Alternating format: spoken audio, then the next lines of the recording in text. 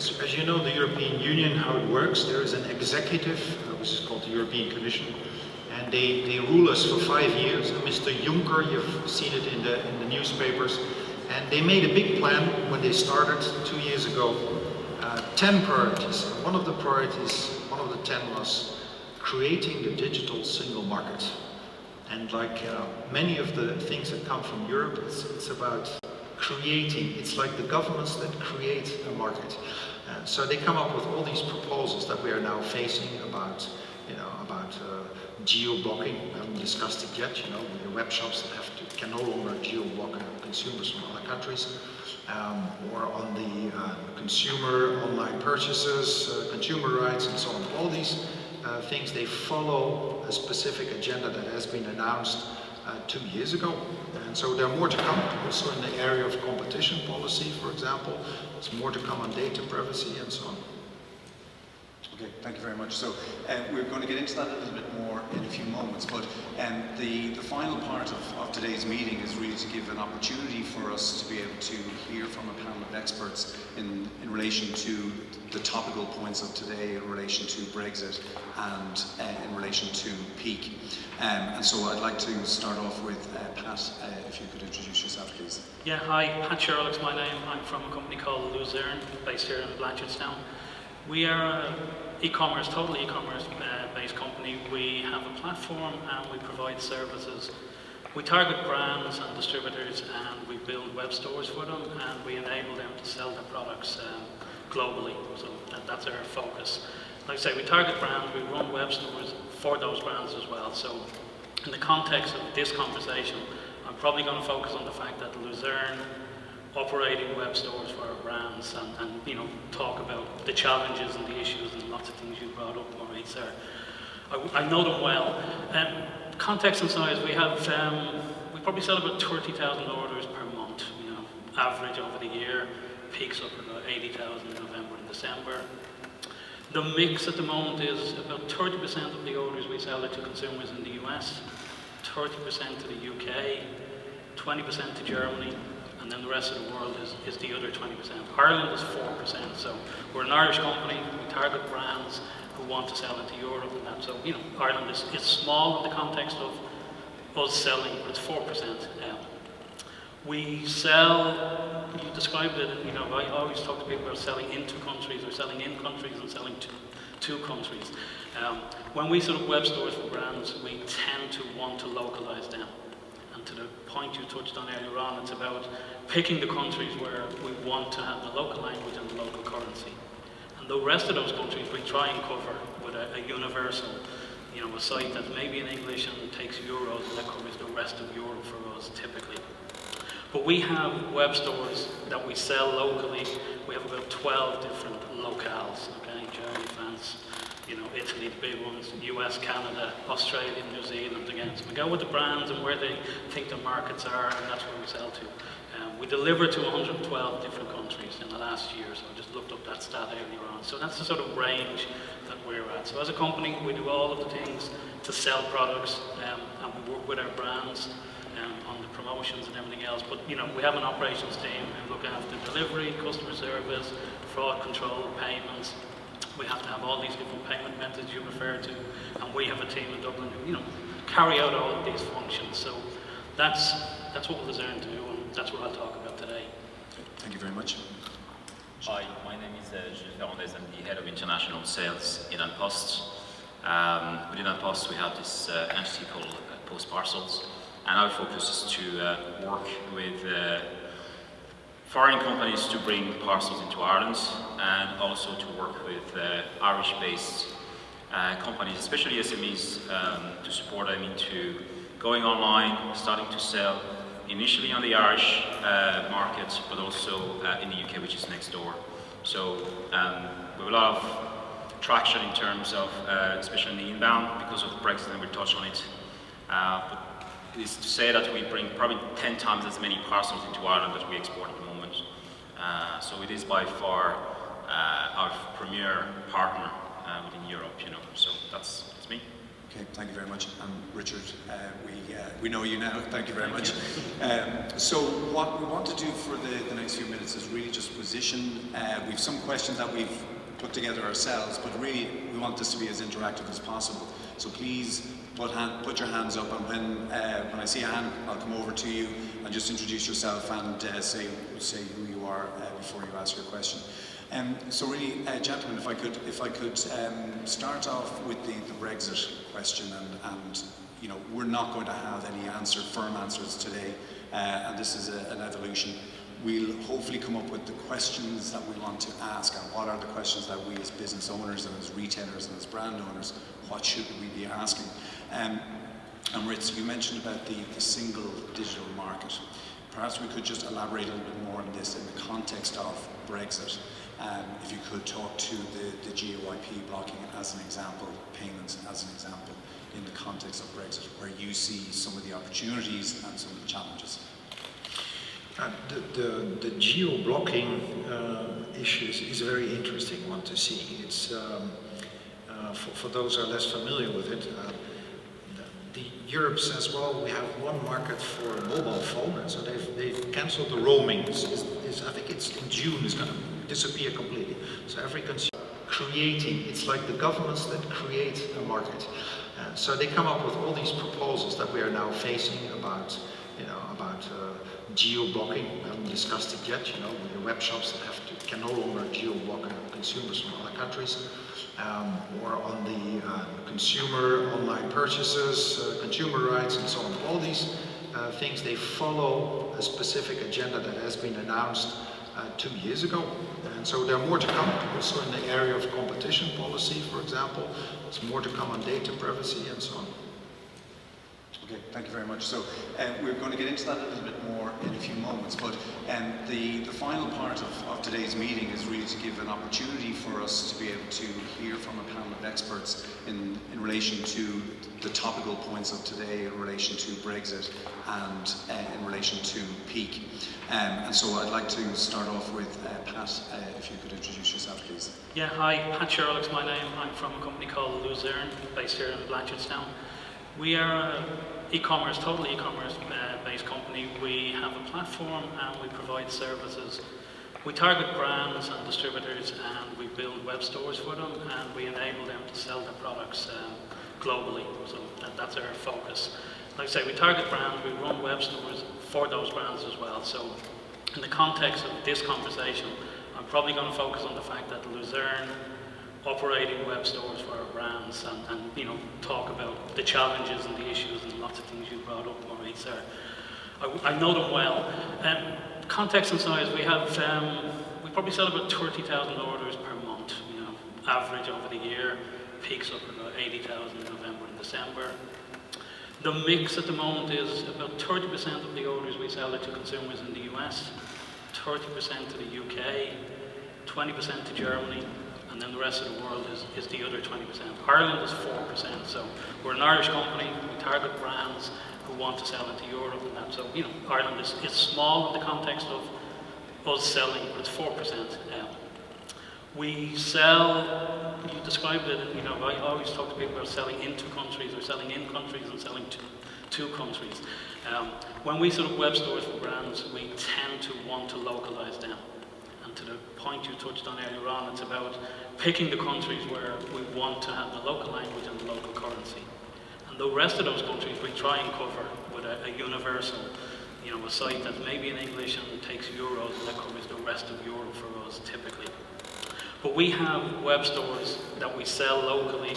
We have about 12 different locales, okay? Germany, France, you know, Italy, the big ones, US, Canada, Australia, New Zealand again. So we go with the brands and where they think the markets are, and that's where we sell to. We deliver to 112 different countries in the last year, so I just looked up that stat earlier on. So that's the sort of range that we're at. So as a company, we do all of the things to sell products, and we work with our brands on the promotions and everything else. But you know, we have an operations team who look after delivery, customer service, fraud control, payments. We have to have all these different payment methods you refer to, and we have a team in Dublin who, you know, carry out all of these functions. So that's what Luzerne do, and that's what I'll talk about today. Thank you very much. Hi, my name is Gilles Ferrandez. I'm the head of international sales in An Post. Within An Post, we have this entity called Post Parcels, and our focus is to work with foreign companies to bring parcels into Ireland, and also to work with Irish-based companies, especially SMEs, to support them into going online, starting to sell initially on the Irish market, but also in the UK, which is next door. So we have a lot of traction in terms of, especially in the inbound, because of Brexit, and we'll touch on it. But it is to say that we bring probably 10 times as many parcels into Ireland that we export at the moment. So it is by far our premier partner within Europe, So that's me. Okay, thank you very much. Richard, we know you now. Thank you very much. So what we want to do for the next few minutes is really just position. We've some questions that we've put together ourselves, but really we want this to be as interactive as possible. So please put your hands up, and when I see a hand, I'll come over to you and just introduce yourself and say who you are before you ask your question. So really, gentlemen, if I could start off with the Brexit question, and we're not going to have any firm answers today, and this is an evolution. We'll hopefully come up with the questions that we want to ask, and what are the questions that we as business owners and as retailers and as brand owners, what should we be asking? And Ritz, you mentioned about the single digital market. Perhaps we could just elaborate a little bit more on this in the context of Brexit. If you could talk to the GOIP blocking as an example, payments as an example, in the context of Brexit, where you see some of the opportunities and some of the challenges. The geo-blocking issue is a very interesting one to see. It's for those who are less familiar with it. Europe says, well, we have one market for mobile phone, and so they've cancelled the roaming. I think it's in June, it's going to disappear completely. So every consumer can now go throughout Europe, no roaming. So they said, well, we do the same thing for e-commerce. So as a consumer, you can buy in any shop, anywhere. And so if I, as a European Commissioner for the Digital Agenda, coming from Estonia, cannot buy in most of the German shops, because the German shops say, we don't deliver to Estonia, small market, difficult language, I don't have any logistics, no after sales. There's a lot of commercial reasons why they say, no, we don't want to do that. This commissioner says, no, every citizen must be, have the right to buy at a shop, an online shop, wherever the online shop is based in the EU. Now, they have presented in a way like, well, if I'm on holiday and I go to London, and I can go to Harrods. Actually, they showed a film of a consumer going to Harrods and buying with a credit card, and yes, I'm from Greece, I can buy here stuff. And say, why can I not do this if I'm buying online at harrods.co.uk? So from Greece, what is the difference? It's discrimination, and we don't discriminate in the EU. Of course, then you have all these issues, these commercial issues that makes it no sense for you to actually, as an individual company, to sell across the EU. And so they packed it in a way, well, then at least deliver in your country. And that is where I'm interested to hear about your logistics answer, because you already have a lot of Irish people buying in UK shops through parcelhotels.com and so with virtual addresses. So at the end, what I would expect to do is smart traders like that is to offer to every consumer in the EU a virtual address, so that you can actually buy at any shop in the EU. Many of them are actually also Germany is a very important market, low prices, we've seen it as well, Lidl and Aldi, but it's in general, consumer prices in Germany are very, very low. So I see a lot of people starting to buy in German online shops, and it's the DPDs and the DHLs, they will take care that it's delivered in Ireland, Greece, Portugal, or whatever. So at the end, it will be a market disruptor. That's my expectation, but maybe from a logistics expert, maybe you have another view on how it's developed. I think you made a good point.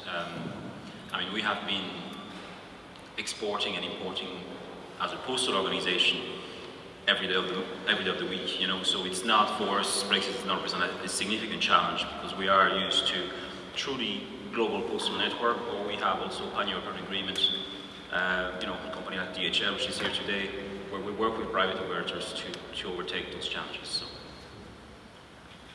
And can I just put it out to the floor? I mean, what sort of issues are people experiencing in terms of their delivery solutions when you are trying to reach those overseas markets?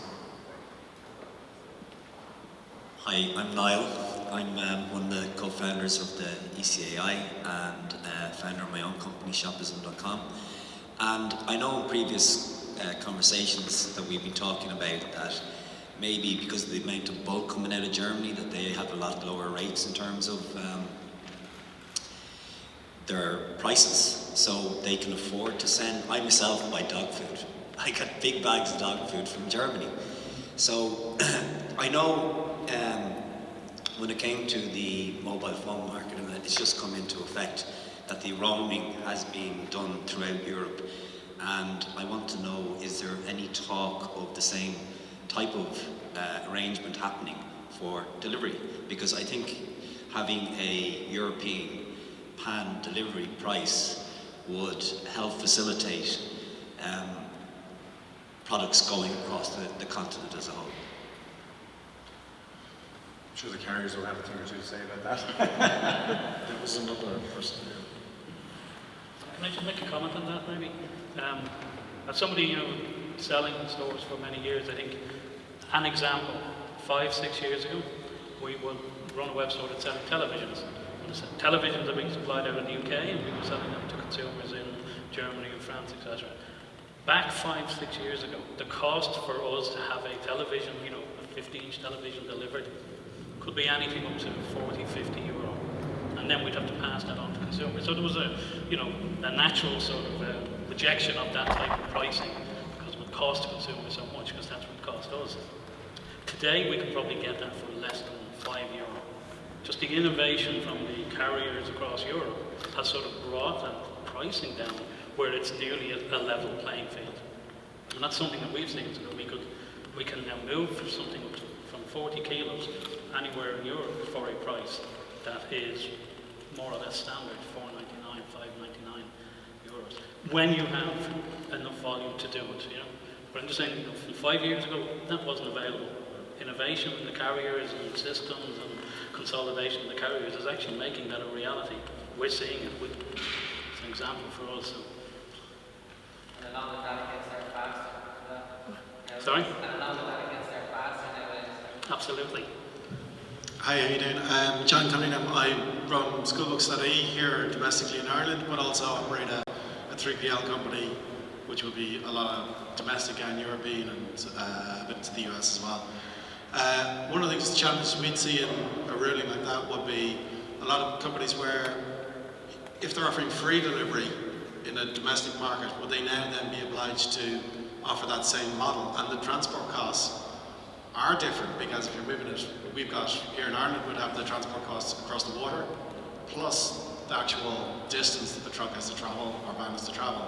And that's a reality. It's just not a pan-European price. It's fuel costs. It's the number of touch points, the number of centres that it has to go through. So from our point of view, I don't think it would seem realistic economically in the chain that you can move something from one country all the way across as opposed to your local ones. And if I take the Schoolbooks.ie, our books that we sell are very localised, and for us to have to configure the site internationally is of no material value to us. We do a little bit into Brussels and things like that for Irish expats, but you know, why would a product that's not relevant to other markets, should we be have to go into a situation where we're forced to operate in, you know, languages, support, all those other things that would be an unnecessary cost to us. Just to clarify, I mean, the new rules say you have to deliver like in a domestic address as well.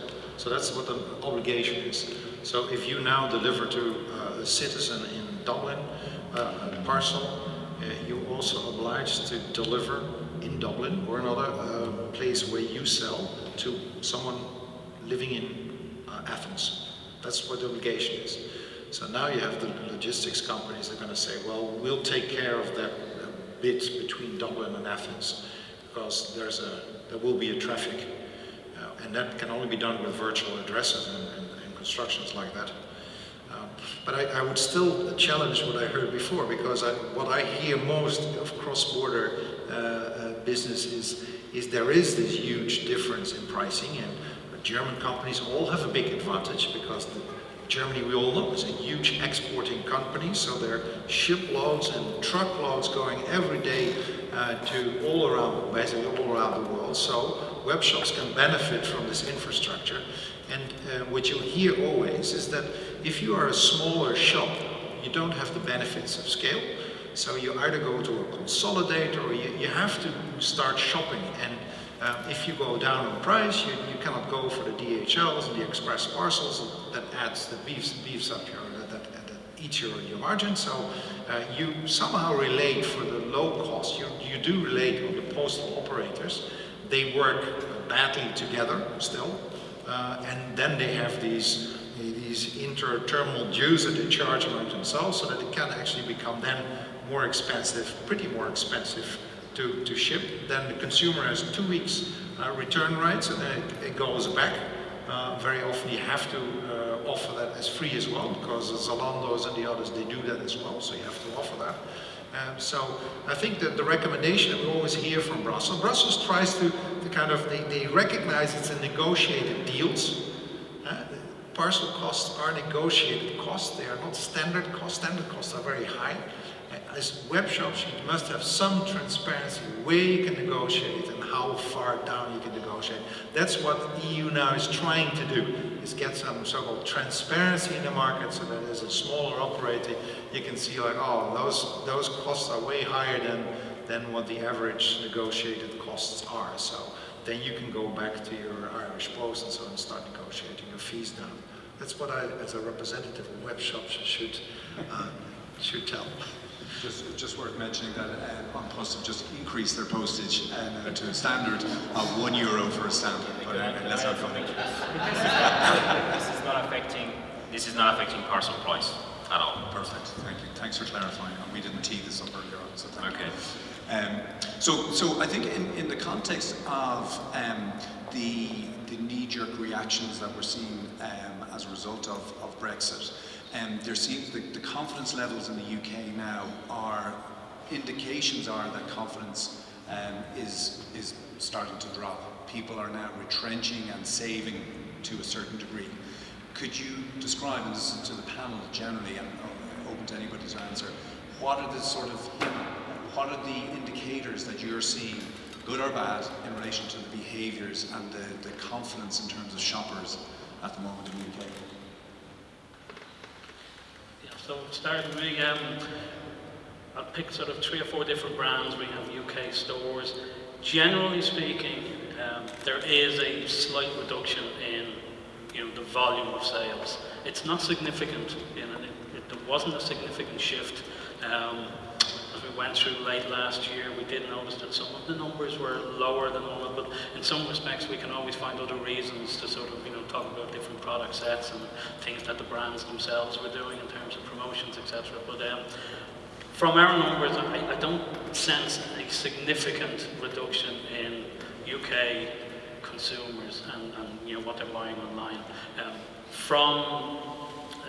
When we sell product and we purchase product in euros, we can see absolutely a significant decrease in when we bring that margin back home. We see a significant reduction in the effect of that revenue change that's happening. So that the brands sort of change and react to that, and that it is sort of making them pause for thought in terms of things they were going to do in the UK, etc. So yeah, I think that general sense of uncertainty is it's prevalent and it's there. In any business meeting when you're talking to them, there's always but what about Brexit? And it stops people. There's an inertia building up now where they're afraid to make decisions and they're holding out to see what may happen next. And that doesn't help for us when we're planning and hoping to stabilise and get things budgeted for a year, etc. Because everybody is not, they're afraid to lock in. Just for us, Brexit so far has been very good news. I'm sure the other carriers in the room can testify to that. the IMRG, which is the UK Online Retail Association, was quoted that sales year on year in June 2016 versus 15 was 17% up. For July it was 19% up and 18% up in August. So we all experienced an early peak actually, and we're going to talk about the peak a little bit later, whereby I think it caught us by surprise.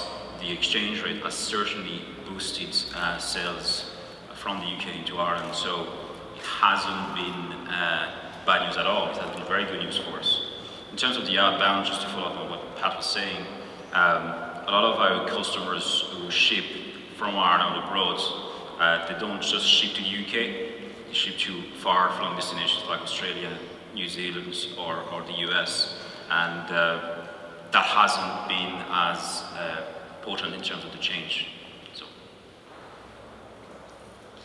So, and in terms of those people in the room who are trading overseas, have you had any opportunities coming out of the Brexit and the uncertainties around that, or even to the panel? Any opportunities that you see coming out at this stage? Or maybe you want to keep that to yourselves. I think there's opportunity for the likes of what we do in terms of a platform and brands who want to sell into the UK. There's certainly a lot more interest in what we might be able to do for them now than they would have had. Sort of, Germany is always going to be a very attractive target market for some of these brands. So I think there's a lot more interest in the UK right now, and it's beneficial to us because we can offer those services to help brands sell there. Okay, thank you. So I think, as I said, in relation to Brexit, it's an ongoing debate. It's about trying to establish to ask the right questions and try and figure out some of the risk analysis that Richard was talking about earlier on, and figuring out your contingencies and what that's going to, how you're going to bake those into your strategy and budget planning. So I think we might move on now to the peak discussion, because as any brand owner or retailer or anybody who's trying to sell into any market, you're either going to be in peak or you're going to be preparing for peak. So this is something where everybody talks about the last 3 months, the last 4 months of the year is where you're going to make your money. And the planning that goes into that is every year is becoming more intense and trying to learn more from previous years. And there's always things that can be done differently. So I suppose from the panel's point of view, if you could give us a sense, and Richard alluded to it earlier on, and perhaps from Pat and Gilles' perspective, if you could give us a sense of some of the experiences you've had, good and bad, in relation to peak. So maybe Gilles, if you could talk to that. Yeah, in terms of a carrier, the key is capacity, network capacity, and how do you prepare for it? And certainly we have seen, not so much 2 years ago, but last year, there was a much greater emphasis from the retailers to give us a forecast and to track to the forecast. We would have, during peak, daily conference call with our main retailers, saying how we're doing, is there any issues, what are you putting in place? It's all about communications between the retailer and the carrier. Again, if there's a problem, how quickly can you recover? And advising them of issues, because the worst thing that can happen to them is the delivery fail and they get a complaint from their own customers saying, where's my parcel? So it's up to the carrier to go back and say, look, we have a problem, this is what's going to happen, these are the parcels that are affected, these are the corrective actions we're putting in place, please pass that on to your customers. So they proactively then go back to their customer and says, look, you were expecting your parcel today, it's going to be delivered tomorrow, and this is what we're doing for you. And it gets a much better news than I think the shift, where traditionally during the year it's all about speed. People want to order today from the UK, get it delivered tomorrow. When it comes to peak, it's more about certainty, especially the closer you come to Christmas. Will the teddy bear arrive for Christmas, or do you have to go in a brick and mortar shop and buy it? So these are the kind of challenge we faced. So one of the things we have experienced also last year, which we didn't previously, is a lot more deliveries into our post office and the click and collect.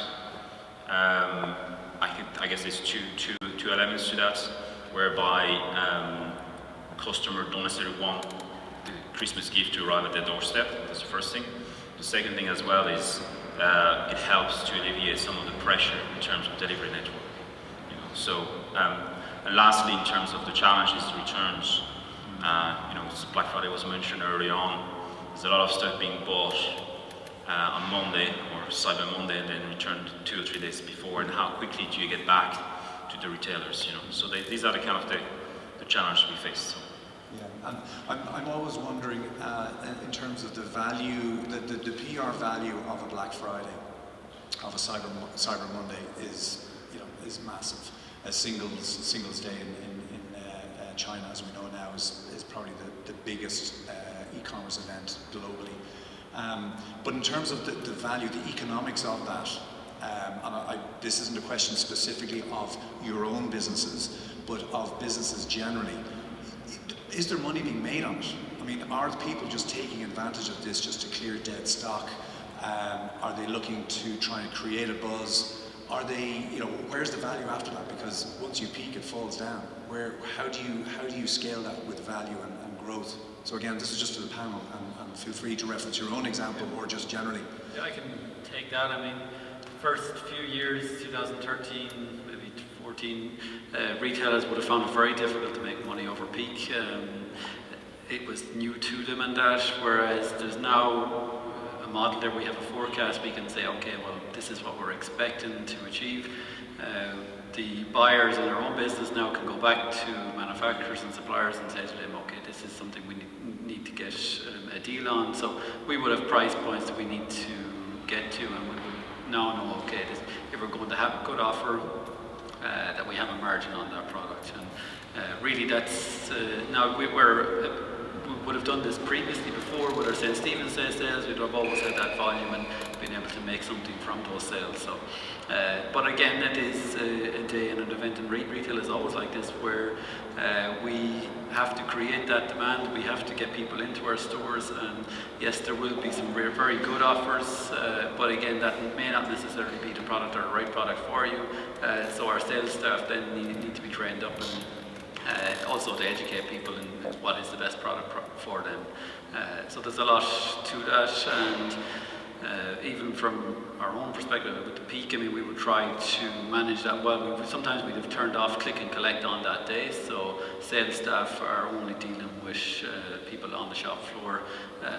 Lots of little things like that, but again, just getting the buyers right for it and preparing with some forecasts. So where we 3 or 4 years ago we had nothing on it, where now we have some solid data and we can make decisions based on that then. Yeah, and obviously managing customer experience or customer expectations is a bigger part of that. So you've got your inventory management piece, you've got your in-store and offline offering, but it's the customer expectation. And to Gilles' point about, you know, the teddy bear arriving the day before or the day of a particular important event, and then it not arriving and then having to find an alternative. What are the sort of trends that you're seeing with that buying experience, you know, in terms of managing that expectation? If people are looking for a 90-minute delivery, that's not going to happen in the real, well, in small examples, there are small examples that happen, but by and large, to get the sort of carrier rates that you're talking about, to get the sort of volumes that we expect, we have to have a certain amount of standard delivery options and a certain amount of expedited delivery options. So how do you meet the customer expectations, but based on the delivery options that you have at your disposal or that are available to you? It's all about convenience to the consumer. You know, it's if you engage with any carrier as a web shop, there's 3 things you need to ask them: is what is the ability to deliver the item at the first time? So how many items are carded and brought back? The second thing is their ability to deliver on promises. So when somebody goes online and check out, they will get an estimated promise delivery date. And you know, the retailer will ship, and then it's up to the carrier to deliver and to meet that date. So again, do ask to your carrier when you talk to them, what is your percentage promise compliance. And the last thing, which is a key one, is concessions. Concession is when the parcel is arrived actually damaged or lost. And what's happening is the cost to the retailer, because they now have to free issue the item again or reimburse the customer. And that's very important in terms of what is the concession rate of the carrier. So how many items do you lose or damage as part of your delivery? So this is how the carriers can manage the delivery expectations. And typically, from a consumer's point of view, I've noticed the trend around being more interactive with the final delivery. So rather than having it just sent to your home address, by and large people aren't going to be there. I want to have more control over where that package is going to be when I go to collect it. This type of trend and others, what are you experiencing, or what are you seeing in terms of the innovation, the technology? What good things are you seeing happening in the market generally in that regard? I think, that last one is something where I think that is building up to the consumer expectation. I think, seeing something last year about a survey of, what web shops were offering and what they were proposing to offer versus what consumer wanted, and I thought there was a nice sort of difference there where most of the web shop owners were talking about we're going to offer next day delivery, and that was the big push. Next day delivery was all about talking to the carrier. But then when you talk to the consumers, they want time delivery. If it's 4 days time at 9 o'clock on a Monday, it's a much better proposition than tomorrow. You're going to deliver tomorrow. Now I have to do something tomorrow to be at home to collect it, or all the click and collect options are there. But certainly I think that, as you say, that interaction, the ability to change the route of the driver, the ability to leave something next door or leave it at a predefined place, and knowing that communication is secure and is easily doable. I think that's where the consumer expectation is going, and that does put a tremendous amount of pressure onto the web shop owners, because at one level they're also being primed, pardon the pun, but they're being primed by Amazon for free delivery, and so really we're being pushed more and more to offer it for free and figure out how to absorb the real cost that is there. Like we said, there is a cost, it's there, but we as the sellers, as the retailers and that web store owners, we have to somehow sort of absorb that cost or make it look like it's not a delivery cost. And that's where the big push has been, but certainly coming up to peak last year as well. I just think we were just forced, and all the brands that we're working with were just forced constantly to offer free. And offer some others, priced delivery options, which might be expedited the next day, etc. But you have to offer something for free. Yeah. It's just expected. I think anybody who might walk into this room right now and catching the tail end of the conversation might think that it's a logistics seminar. But in fact, when you think about, the delivery piece is fundamentally the biggest line item on a retailer's balance sheet, on the P&L. And you've got to get that right. And to the point that you were making about returns, I mean, getting the stuff out the door is so important, and engaging with the customer, getting the increasing basket size. But then the returns piece then is equally important, because we need to refund that customer as quickly as possible. We need to get the inventory back on the shelves for resale, etc. So, there's no simple approach to this, and I think for anybody in the room who is dealing with that as a challenge, I think it's important, to be aware that these are all of the metrics that are behind it, and nobody has it right yet. But it's through this type of conversation that it helps raise those points. Does anybody have a question from the floor specifically? Yeah, thank you. Yes, sir. Just going back to My name is Daniel Plume, and my company is Happy Threads. We are mostly e-commerce. We supply healthcare uniforms. Just on the Black Friday, Cyber Monday, we ran it enthusiastically 2 years ago. Huge success, high fives all around. Last year, we also ran it, and we found sales dropped for the 2 weeks coming up to it. Then we had to do a promotion. We did 15, 20, 25% discount. Great couple of days sales. Looking at the figures afterwards, you're kind of realizing, well, is this actually very good? Because customers are holding off. You're now giving them the product at a discount, so you're cutting your margins. And are we actually, are we making a monster here that we all now have to follow, and we're actually cutting our own margins? I think we are. Again, my experience over the last couple of years was that retailers kicked off Black Friday in the US and transferred into Europe, and there was this follow that trend, and retailers absolutely went after it. And like you, I see the same thing. First year, people went with it, and dealt with it, got great sales, but did they make margin? Debatable. The next year, I think, it became a sort of a frenzy for the retailers and the brands, and with a lot of them held back. And they did things before and after. They sort of let the retailers have the feeding frenzy, and they then positioned all of their promotions to be pre and post that weekend, and they tried to do different things, because it was like, if you tried to get into that frenzy, the retailers, Amazon's going to win that battle every time. So, we'd be talking to brands and agreeing with them, don't participate, unless you have got the margin to lose, or there's other reasons, strategic reasons why you're doing it. But, I think the other part of that is that it's a moving feast. Looking at it 3 years ago, and, the best sales that we would see were coming up to that sort of first week of December. And this again would be people knowing they'd order early and they would have it delivered. The following year, carriers sort of reacted, and then everybody was ordering in the 16th of December, because people had faith that the carriers were going to deliver that product. And then everything's moving forward. Now we're saying, your peak sales, our peak sales are all in November. And next year, I don't know. I mean, here all the brands and retailers now talking about, will they participate in this frenzy or will they not? And where will it go? Will something move now to Singles Day on the 11th of November instead of waiting until the 25th, 28th of November? It's like saying, I don't know what they're going to do this year. And I think that uncertainty again it's very difficult, especially we're talking now about planning for peak. But right now, I don't know whether peak is going to be the 8th of December or the 11th of November. So it's a difficult one. You have to see how that's going to pan out. I would echo it. I think, yes, it's something that has been created, but retail has always been about events and creating something that draws people in and creates the attention on your own business. And really it's for you as the retailer then to maximize that opportunity to see, okay, people are here, they're willing to spend. Like we will clear stock in the business at that time. We won't discount certain models. And again, there can always be a backlash on that, but there are products that we will have discounts on.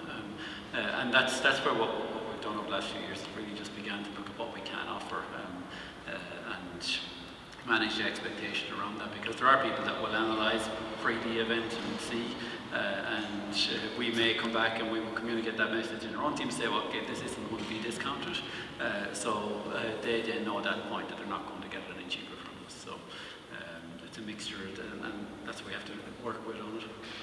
Okay, thank you very much. So, yeah.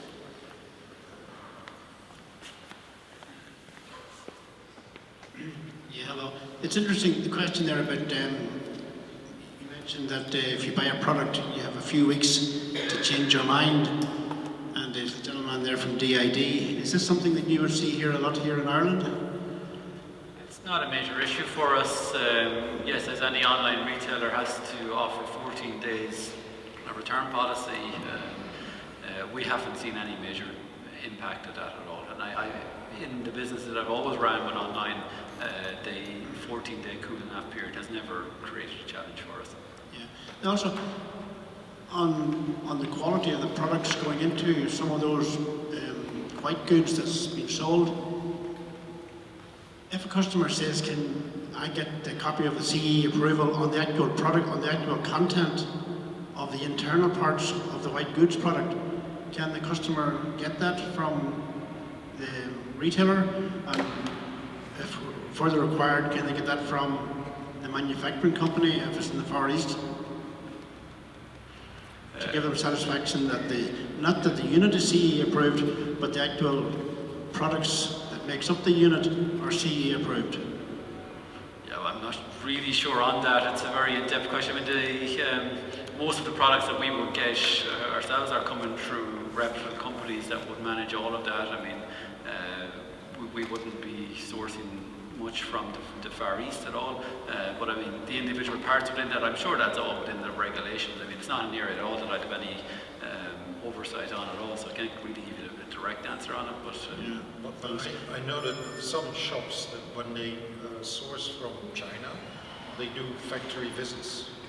Sorry, I didn't hear that. They do factory visits, so they don't just order, but they go once every quarter. They go and check whether the production line is still okay, and when the products are still conform.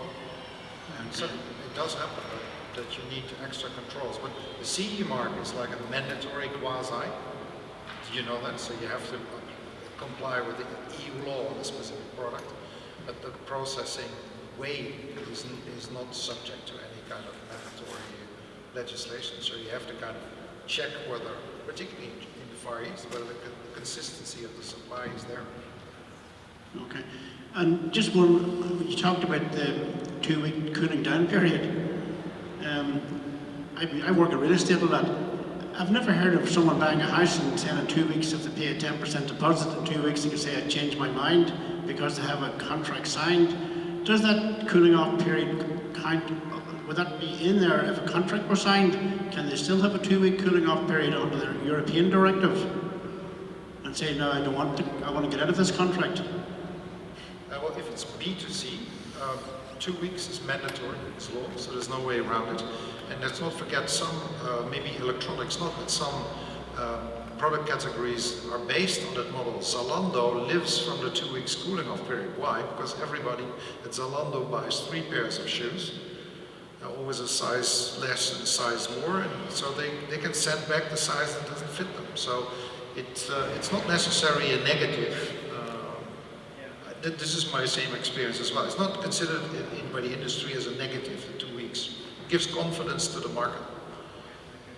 And it's, that's my view on that is the same. It's meant that you're buying something online, you don't have that physical contact with it that you have in a retail store, so it's just a natural, give you confidence because if something about the product isn't as you expected. Your buyer remorse just says you can send it back, so from our perspective as well, absolutely, we find that it's selling. So could we, sorry to interrupt, could we just use that then as an opportunity to talk about the Brexit piece as well, in terms of the trade standards that potentially will apply or may not apply in the context of the UK and Brexit. So that 14-day cooling off period is very much Brussels based. What is there a view in terms of any deregulation in the UK market that could be to our advantage? On this aspect, I think it's so embedded now in sales.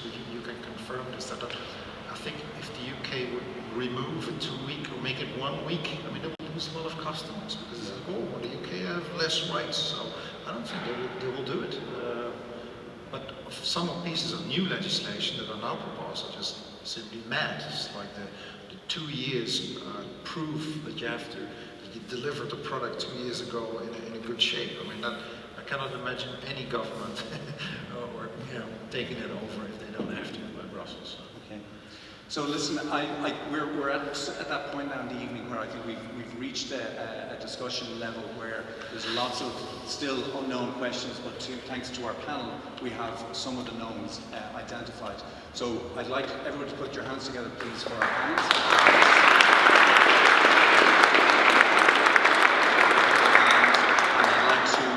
Over for the closing notes from Niall. Okay, hi everybody. I hope you've had a good informative day and got value from today. I'm just going to tell you a little bit. I won't keep you long because I'm sure you all want to get on. I just want to say thank you to everybody that makes this happen. We're a voluntary group. We're a non-profit voluntary organisation and we're new. And there's a lot of talk today about networks, and there's a lot of talk about getting started. This all started with an idea. We went to the network, we went to Leo, we went to Emota. It just snowballed. So if you do need any sort of proof that these networks work, you're looking at it, because this is just got bigger and bigger and bigger. So we wanted to thank all our sponsors that make this happen, Fastway and On Post and our speakers and the people behind the scenes.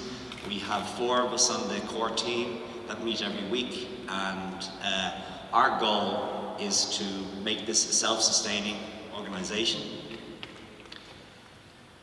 We want to promote e-commerce, promote standards in the industry. I think it's very important. If e-commerce, there's bad service everywhere, it's going to hurt all of us. So we want to build a community and get everybody together, whether you're in marketing, whether you have a shop, whether you have a service, whether you're in payments, delivery. Let's get us all together, and we will be a voice a voice. I was talking to the digital strategy advisor to the government today. We have Emota here, who we will be their voice through to Europe. So we need to build that community so you can tell us what your issues are, what way you think it should go, and we take that. That's one of our core purposes. We want to educate and give information, so bring those new practices to you all, big and small, advocate e-commerce and promote it, and as I said, be a voice in Europe. And we need you. So we are as I say, four core team, and we put together our first point was to get together a board, and we have a fantastic board, and they give their time to us, and they give their knowledge and also their network. And this is about building a network for all of us. So if there's any way that you can help us, we want to hear from you, to help us build this membership, and that is what we're trying to do this year.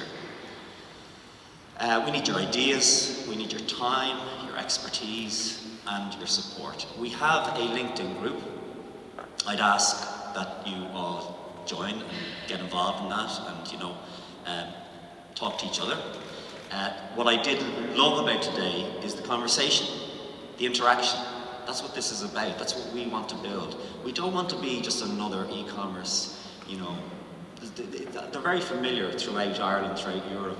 We want to do something different and give you value. So if you have ideas for us how to do that, we want to hear them.